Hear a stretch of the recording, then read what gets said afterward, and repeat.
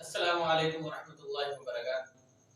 بسم اللہ والصلاۃ والسلام علی رسول اللہ، اما بعد فاعوذ باللہ من الشیطان الرجیم، بسم اللہ الرحمن الرحیم۔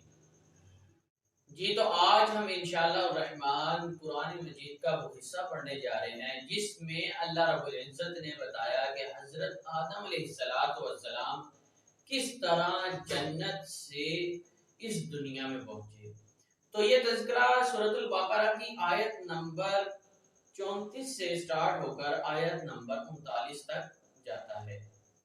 آیت نمبر 34 میں اللہ تعالیٰ فرماتے ہیں وَإِذْ قُلْنَا لِلْمَلَائِكَةِ اسْجُدُوا لِآدَمَ فَسَجَدُوا إِلَّا إِبْلِيسَ، کہ جب ہم نے فرشتوں سے کہا کہ تم حضرت آدم علیہ السلام کو سجدہ کرو تو سب نے سجدہ کیا سوائے ابلیس کے۔ ابا واستکبر وکان من الکافرین، اس نے انکار کیا، تکبر کیا اور وہ ہو گیا کافروں میں سے۔ اس آیت میں اللہ تعالیٰ فرما رہے ہیں کہ حضرت آدم علیہ السلام کو بنانے سے پہلے جو سب سے پہلا اللہ تعالیٰ نے حکم دیا تھا وہ فرشتوں کو یہ دیا کہ تم حضرت آدم علیہ السلام کو سجدہ کرو۔ سبھی فرشتوں نے حضرت آدم علیہ السلام کو سجدہ کیا، لیکن ابلیس نے انکار کیا اور اس نے تکبر کرتے ہوئے یہ انکار کیا اور وہ کافروں میں سے ہو گیا۔ مطلب کس چیز نے ابلیس کو کافر بنایا، کس چیز نے ابلیس کو اللہ کے دربار سے نکالا، وہ اس کا تکبر تھا۔ اور آج ہم تکبر کرتے ہیں۔ اس نے بولا کہ یہ تو مٹی ہے، میں نور ہوں، اس نے اس چیز کا فرق کر دیا، اس نے کہا یہ مجھ سے بہتر ہو ہی نہیں سکتا، میں اس کو سجدہ کیوں کروں۔ اور آج ہماری یہی لڑائی ہے، ہر بندہ ایک دوسرے سے بہتر اپنے آپ کو دکھانے کی کوشش کر رہا ہے۔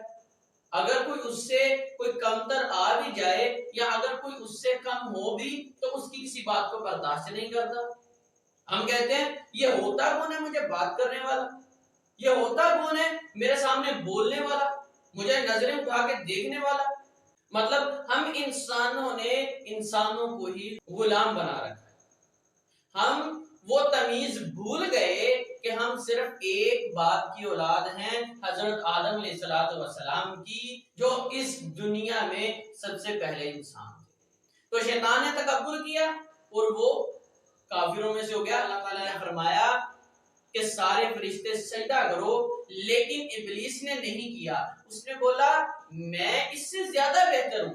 اللہ تعالیٰ کو اس چیز پر غصہ آیا کہ بات بہتر یا نہ بہتر ہونے کی نہیں تھی، بات میرے حکم کی تھی، اس نے حکم کی تعمیل نہیں کی اور ابلیس کو اپنے دربار سے نکال دیا۔ آگے اللہ تعالیٰ فرماتے ہیں وَقُلْنَا يَا آدَمُ اسْكُنْ أَنْتَ وَزَوْجُكَ الْجَنَّةَ، اے آدم تو اور تیری بیوی جنت میں رہیں، وَكُلَا مِنْهَا رَغَدًا حَيْثُ شِئْتُمَا، اور تم دونوں جہاں سے چاہو پیٹ بھر کر کھاؤ، وَلَا تَقْرَبَا هَٰذِهِ الشَّجَرَةَ فَتَكُونَا مِنَ الظَّالِمِينَ، اور تم دونوں فلاں درخت کے قریب نہ جانا، اگر تم نے ایسا کیا تو تم دونوں ہو جاؤ گے ظالموں میں سے۔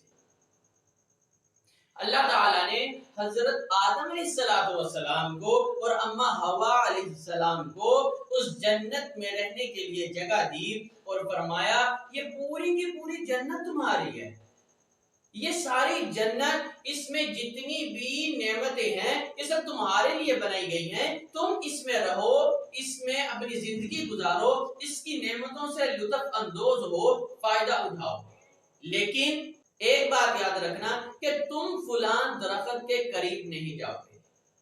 یہاں پھر معاملہ اس حکم کا آ گیا کہ جس کے تحت ابلیس کو اللہ تعالیٰ نے اپنے دربار سے نکال دیا تھا۔ آگے اللہ تعالیٰ فرماتے ہیں فَأَضَلَّهُمَ الشَّيْطَانُ عَنْهَا، تو ان دونوں کو پھسلا دیا شیطان نے اس حکم سے، فَأَخْرَجَهُمَا مِمَّا كَانَ فِيهِ، اور نکلوا دیا اس جنت سے جس میں وہ رہ رہے تھے۔ وَقُلْنَا اهْبِطُوا بَعْضُكُمْ لِبَعْضٍ عَدُوٌّ، اور ہم نے کہا کہ تم اتر جاؤ زمین میں، تمہارا بعض کا دشمن ہوگا۔ وَلَكُمْ فِي الْأَرْضِ مُسْتَقَرٌّ وَمَتَاعٌ إِلَىٰ حِينٍ، اور تمہارے لیے زمین میں ایک ٹھکانہ ہوگا اور ایک مقررہ وقت تک فائدہ اٹھانا ہوگا۔ اس آیت میں اللہ تعالیٰ فرما رہے ہیں کہ حضرت آدم علیہ السلام کو شیطان نے میرے اس حکم سے پھسلا دیا، ہٹا دیا، اور حضرت آدم علیہ السلام نے اللہ تعالیٰ کی نافرمانی کرتے ہوئے وہ اس درخت کے قریب چلے گئے، تو اللہ تعالیٰ نے ان کو اس جنت سے نکال کے اس زمین پہ بھیج دیا اور فرمایا کہ تم اس زمین پہ ایک مقررہ وقت تک رہو اور اس سے فائدہ اٹھاؤ، اور تمہارا باز کا دشمن ہوگا۔ اس آیت سے معلوم ہوتا ہے کہ شیطان نے وہیں سے دشمنی کا آغاز کیا اور آج تک ہمیں اللہ تعالیٰ کے احکامات سے دور کر رہا ہے، اللہ تعالیٰ کی عبادات سے دور کر رہا ہے، اللہ تعالیٰ کے ذکر سے دور کر رہا ہے، اور ہمیں اپنے کاموں میں الجھا رہا ہے۔ فَتَلَقَّى آدَمُ مِن رَّبِّهِ كَلِمَاتٍ فَتَابَ عَلَيْهِ إِنَّهُ هُوَ التَّوَّابُ الرَّحِيمُ۔ پھر اللہ تعالیٰ نے حضرت آدم علیہ السلام کو کچھ کلمات سکھائے، اور حضرت آدم علیہ السلام نے وہ کلمات سیکھے۔ سیکھنے کے بعد اللہ تعالیٰ سے توبہ کی، تو اللہ تعالیٰ نے ان کی توبہ کو قبول کیا، اور اللہ تعالیٰ بہت زیادہ توبہ قبول کرنے والے اور رحم کرنے والے ہیں۔ اب اس آیت سے ہمیں معلوم ہوتا ہے کہ اگر گناہ کرنے کے بعد جھک لیا جائے، اگر اللہ تعالیٰ سے معافی مانگ لی جائے، تو اللہ تعالیٰ معاف کرنے والے ہیں۔ حضرت آدم علیہ السلام نے اللہ تعالیٰ سے معافی مانگی، جھک گئے، تو اللہ تعالیٰ نے ان کو معاف کر دیا، جبکہ شیطان نے معافی نہیں مانگی، اس نے تکبر کیا، وہ اکڑ میں رہا، اور اللہ تعالیٰ نے اس کو قیامت تک کے لیے ذلیل و رسوا کر دیا۔ وَقُلْنَا اهْبِطُوا مِنْهَا جَمِيعًا، اور ہم نے فرمایا کہ تم سب کے سب اس زمین میں اکٹھے ہو جاؤ۔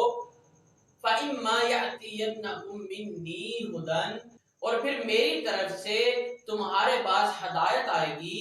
فَمَن تَبِعَ هُدَايَ فَلَا خَوْفٌ عَلَيْهِمْ وَلَا هُمْ يَحْزَنُونَ، اور پھر جو بندہ میری اس ہدایت کی پیروی کرے گا تو اس پر نہ کوئی خوف ہوگا اور نہ ہی وہ غمگین ہوگا۔ خوف مطلب نہ تو دنیا میں اس کو کسی چیز کا ڈر ہوگا، کسی چیز کا خوف ہوگا، اور نہ ہی قیامت کے بعد اس کو جہنم میں پھینکا جائے گا کہ جس کی وجہ سے وہ غمگین ہو۔ والذین کفروا وکذبوا بآیاتنا اولئک اصحاب النار هم فیہا خالدون، لیکن وہ لوگ جو کفر کریں گے اور وہ ہماری آیات کو جھٹلائیں گے، یہ لوگ جہنم والے ہیں اور ہمیشہ اس جہنم میں رہیں گے کہ جس نے اللہ کی آیات سے کفر کیا اور اللہ کے احکامات سے منہ موڑا۔ تو اللہ تعالیٰ سے دعا ہے کہ اللہ تعالیٰ ہمیں اپنے احکامات کو سمجھ کر اس پر عمل کرنے کی توفیق عطا فرمائے۔ السلام علیکم ورحمۃ اللہ وبرکاتہ۔